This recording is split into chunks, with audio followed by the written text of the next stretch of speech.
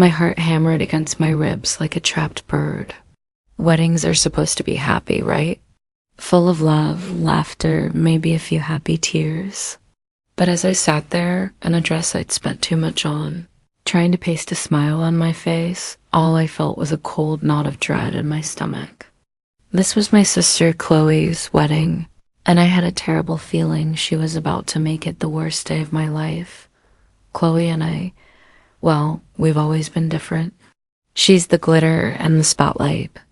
I'm more of a quiet corner and a good book kind of person. Growing up, it felt like I was always trailing in her shadow, trying to live up to some invisible standard she set. Still, she was my sister, and when she got engaged to Mark, a genuinely lovely guy, I was truly happy. For her, I even dreamed that maybe, just maybe, this wedding planning would bring us closer. At first, it seemed like it might. She asked me to be her maid of honor. I was thrilled, touched even. I threw myself into the planning, trying to be the best maid of honor ever. I listened to her endless debates about napkin colors, spent weekends looking at venues, and tried to calm her down during her many Bridezilla moments. Then came the bachelorette party. Chloe wanted a lavish weekend in a city miles away, a place known for its expensive clubs and hotels.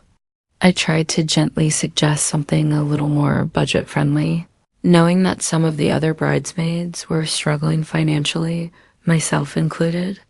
Chloe exploded. She accused me of trying to ruin her fun, of being jealous, of not caring enough. The words stung, sharp and unexpected.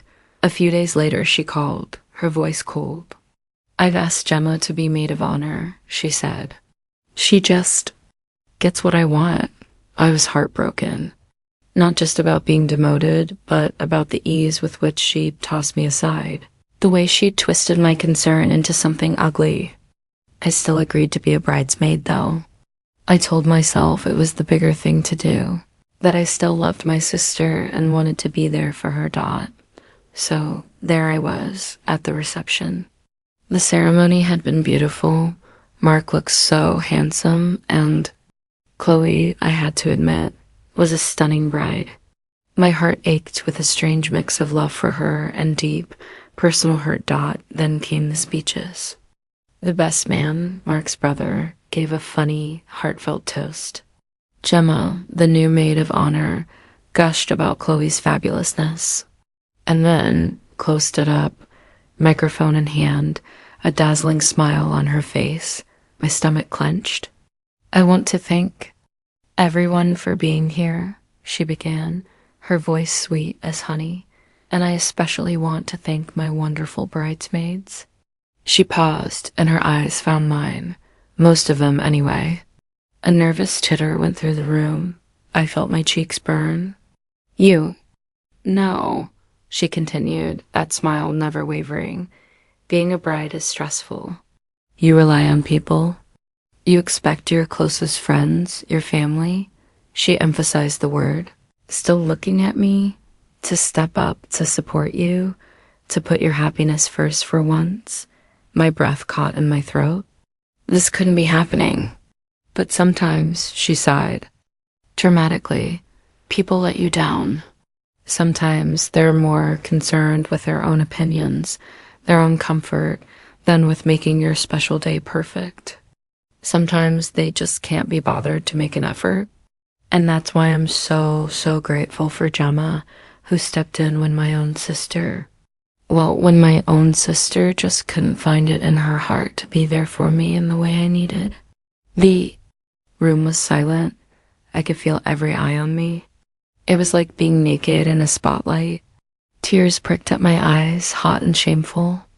I wanted the ground to swallow me whole. How could she do this? In front of everyone, my parents were staring at their plates. My aunt gave me a pitying look. I felt sick. Chloe finished her speech with some generic thanks to Mark and sat down, beaming as if she'd just done something wonderfully clever. I couldn't look at anyone. I just stared at my water glass, fighting back tears. It was supposed to be her happy day, and she'd used it to humiliate me. Then it was Mark's turn. He stood up, looking a little uncomfortable. He thanked his parents, Chloe's parents, the guests, standard Groom stuff. Then he paused, and his gaze, kind and steady, fell on me. I also want to talk about family, he said, his voice calm but firm, and about support. My head snapped up. Chloe, darling, he said, turning to her with a gentle smile that didn't quite reach his eyes. Your speech was memorable. And I know how much this day means to you, but I think there's a part of the story about your maid of honor that maybe got a little muddled in the excitement. Chloe's smile faltered. A confused murmur rippled through the guests. Mark continued. I happen to know that narrator's name, Lily, was incredibly excited to be your maid of honor. I also know she spent hours helping you, listening to you, and genuinely trying to make everything perfect. He looked back at me, a small, reassuring smile on his face. And I know that the bachelorette party plans became a bit of a sticking point.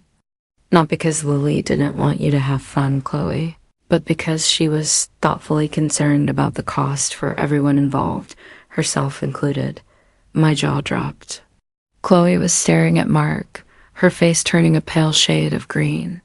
In fact, Mark went on, his voice gaining a little more strength. I remember Lily showing me a budget she'd carefully worked out for an alternative party, one that everyone could afford and still have an amazing time at. And I also remember seeing some rather demanding texts from you, Chloe, after she suggested it. He paused, letting that sink in.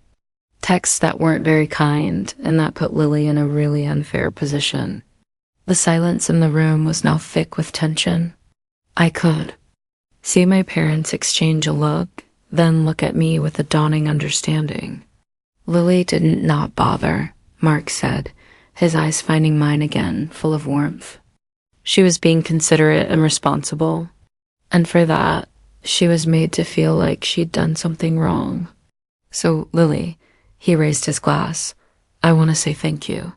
Thank you for trying to be a good sister, a good friend, and for caring about others. Your kindness doesn't go unnoticed.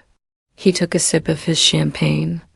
And Chloe, he said, turning back to his bride, his voice softer now, but still firm, I love you. But part of loving someone is also helping them see when they might have made a mistake. Shaming your sister who loves you wasn't right. I hope in time you'll see that. Tears were streaming down my face now, but they weren't tears of humiliation anymore. They were tears of shock, of relief, of overwhelming gratitude. Someone had seen the truth. Someone had stood up for me. And it was the man my sister had just married. The rest of the reception was awkward. Chloe looked like she'd been slapped. She barely spoke to Mark, and she avoided my gaze completely. Several people came up to me quietly, offering sympathetic smiles or a squeeze of the arm. My parents hugged me tight, apologizing for not understanding sooner. Later, Mark found me by the dessert table. Lily, he said, his expression earnest. I am so sorry. That was awful. No one deserves that, especially not from their own sister on her wedding day. Thank you, Mark, I whispered, my voice thick. I don't know what to say. You didn't have to do that. Yes, I did, he said simply. It was the truth. And you deserve for people to know it. The relationship with Chloe is still strained. She's never apologized, but things are different.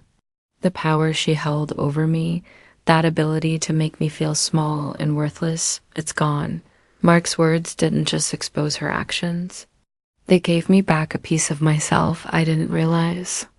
I lost that it wasn't the wedding day anyone expected, least of all me. But in a strange way, amongst all the pain and embarrassment, a truth came out. And I learned that sometimes the people you least expect can show you the most incredible kindness. I gained a brother-in-law that day who wasn't just good to my sister, but good for our family in a way I never could have imagined. And that, I suppose, is its own kind of happy ending.